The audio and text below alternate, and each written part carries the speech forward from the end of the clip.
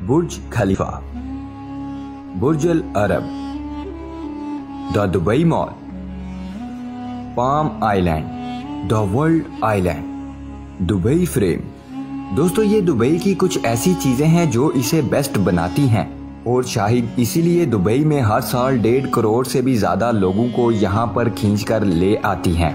Dubai is a paradise for people who loves money, luxury, riches. अगर आप Dubai जाओ तो शायद हैरान हो जाओ ये देखकर कि कैसे रेत और समुंदर के बीच इस शहर को बनाया गया है। कैसे एकदम इम्पॉसिबल लगने वाली चीज को यहाँ के रूलर्स ने पॉसिबल करके दिखा दिया और बना दिया दुबई को the city it is today. मीलों तक फैले बंजर जमीन के आगे कुछ नहीं दिख रहा था, पर इन आने वाले सालों में कुछ ऐसा हुआ कि दुबई के इस बंजर रेगिस्तान का पूरा नक्शा बदल गया और अब ये रेगिस्तान कुछ ऐसा दिखने लगा।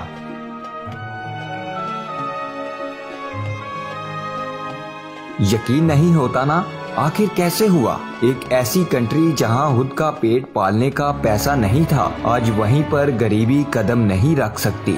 ये कहानी है दुबई की और उसके एक गहरे राज की।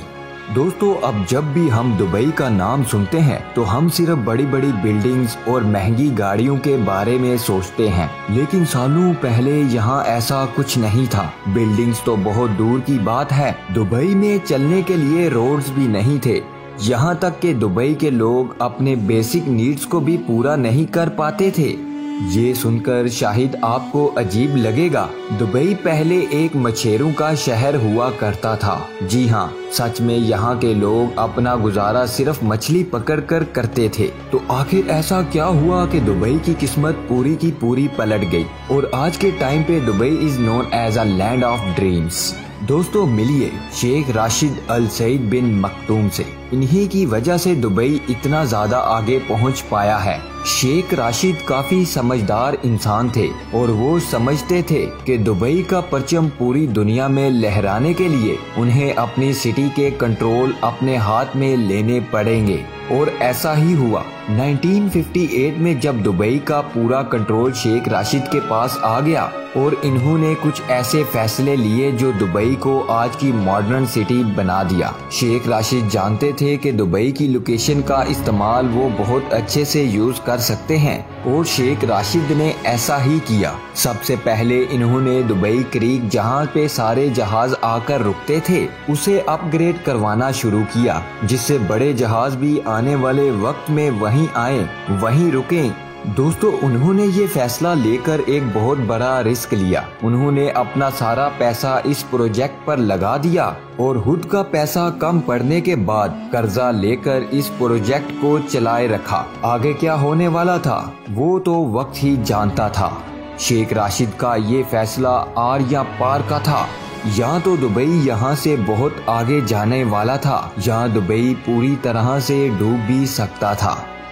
खुशकिस्मती से शेख के दुबई क्रीक वाला प्रोजेक्ट बहुत कामयाब रहा। यहाँ पर बड़ी बड़ी शिप्स आने लग पड़ी और यहाँ से दुबई की सक्सेस की कहानी कभी नहीं रुकी। शेख राशिद के अंदर दुबई मानो अपने पीक पर था। किस्मत भी दुबई का साथ दे रही थी और इसी दौरान दुबई में ऑयल भी मिल गया, जिससे शेख के हौसले और ज्यादा बुलंद हो गए और इस शहर की कामयाबी की रफ्तार बहुत ज्यादा तेज हो गई। शेख ने तेल का सारा पैसा इंफ्रास्ट्रक्चर डेवलप करने पर लगा दिया। उन्होंने अलग अलग कंट्रीज से आर्किटेक्ट, इंजीनियर्स और लेबर्स बुलवाए और दुबई का पूरा नक्शा ही पलट दिया। दुबई में ऐसी हर एक चीज अवेलेबल करवाई जो आज से पहले कभी नहीं थी। दुबई के लोगों को अपने रूलर्स पे बहुत ज्यादा यकीन हो चुका था। जो सपना हजारों सालों बाद का लग रहा था वो अब नजदीक आ चुका था। पर तब ही शेख राशिद साल 1919 में इस दुनिया को छोड़कर चले गए। अब कौन दुबई को देखेगा और कौन इस अधूरे सपने को पूरा करेगा? क्या दुबई फिर एक बंजर रेगिस्तान में बदलने वाला था? अपने फादर के चले जाने के बाद ये सारा कुछ शेख राशिद के बेटे मोहम्मद बिन राशिद अल मखदूम ने संभाला। और वो भी अपने फादर की तरह अपने शहर को बहुत आगे पहुंचाना चाहते थे। अपने फादर की तरह ही वो अपना सब कुछ लगा देने को तैयार थे, अपने लोगों के लिए, अपने मुल्क के लिए। और आज हम दुबई में जितनी भी चीजें देख पा रहे हैं, जितने स्काई स्क्रैपर, जितनी भी बड़ी बड़ी बिल्डिंग्स, मेगा प्रोजेक्ट्स देख रहे हैं, उन्हें शेख मोहम्मद का ही दिमाग है। पर यहाँ पर सवाल ये आता है कि दुबई के पास ऑयल है तो इतना पैसा बिल्डिंग्स पर क्यों लगा रहे हैं।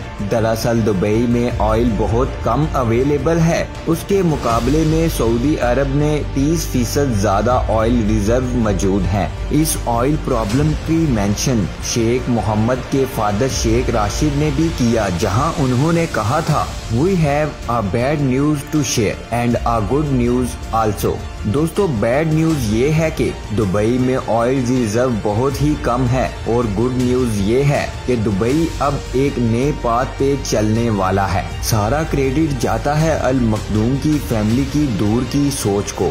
ये जानते हैं कि सिर्फ ऑयल पर एक इकॉनमी चला पाना बिल्कुल इम्पॉसिबल है, और इसीलिए इन्होंने बहुत पहले ही टूरिज्म बिजनेस में पैसा लगाना शुरू कर दिया था। शेख मोहम्मद ने एक फैसला कर लिया था, जो भी करेंगे ऐसा करेंगे, या तो वो दुनिया में अकेला होगा या फिर वो दुनिया में सबसे ऊपर होगा। जैसे कि एमिरेट्स, दुबई मॉल, बुर्ज खलीफा, पाम जुबैरा, बुर्जुल अरब और भी बहुत कुछ है। जिस चीज की शुरुआत शेख राशिद ने की थी, आज वो लगभग पूरा हो गया है। Dubai is a 26 happiest country in the world और टॉप 20 वेल्दीएस्ट सिटी में भी आता है। दुनिया भर के अमीर लोग यहाँ रहते हैं, यहाँ बिजनेस करते हैं, एक अच्छी लाइफ जीते हैं। लेकिन क्या सच में दुबई में सब खुश हैं, या सच में यहाँ की लाइफ इतनी अच्छी है? दोस्तों, every coin have two sides. एक वो जो यूज वाली सबको दिखती है, जो हम सब की आंखों के सामने होती है, जिसके बारे में सबको पता होता है, लेकिन साथ ही साथ एक ऐसी भी साइड होती है जिसके होने का एहसास हम सबको होता है, लेकिन उसके बारे में पता किसी को नहीं होता।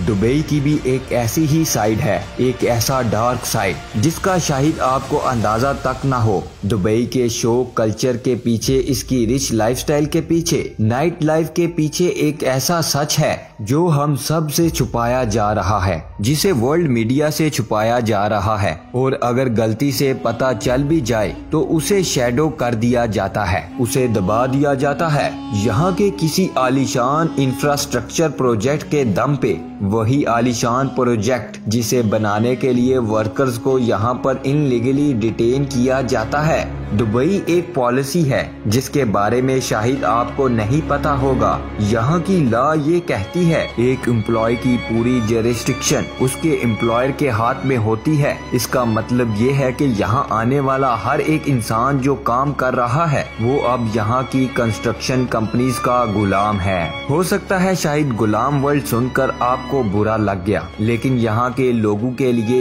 यही सच है। इन वर्कर से 50 डिग्री की गर्मी से 16 घंटे काम करवाया जाता है। कंजेस्टेड कैंप में इन्हें रखा जाता है, जहाँ पे लाइफस्टाइल जिंदगी बहुत बुरी होती है। खाने को खाना नहीं होता और पीने को पानी नहीं मिलता।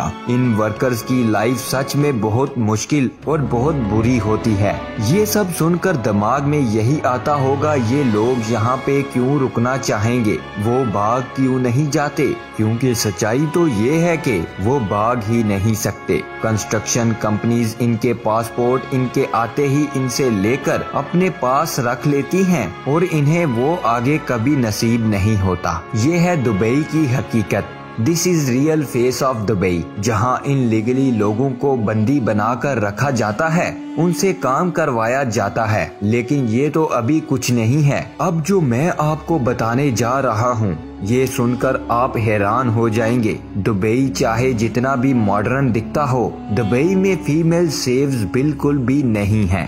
इसका सबसे बड़ा एग्जाम्पल है 2018 में यहाँ के रूलर की बेटी प्रिंसेस लतीफा दुबई से भागकर ओमान के रास्ते गांव पहुंच गई। यहाँ उन्होंने बताया कि कैसे दुबई में उनकी जान को खतरा था। उनके खुद के ही फादर से सिर्फ यही नहीं, 2019 में दुबई शेख की बीवी प्रिंसेस हया अपने 2 बच्चों के साथ दुबई से भाग गई थी। जब यहाँ की प्रिंसेस खुद सेव नहीं है तो यहाँ की आम औरतें कैसे सेव होंगी। दुबई में ऐसे कई सारे लॉज हैं जो साफ ये दिखाते हैं कि यहाँ पे फीमेल्स को दबाया जाता है। बहुत बार ये सारी चीजें नजरअंदाज कर दी जाती हैं, ये सोच कर के प्रॉब्लम किस कंट्रीज में नहीं होती और दुबई तो सिर्फ एक सिटी है। लेकिन हमें ये सोचना और समझना चाहिए कि जो प्रॉब्लम अभी दुबई फेस कर रही है वो इंसानियत पे एक सवाल उठाती है। क्या इंसानियत इतना नीचे गिर गई है कि पैसे,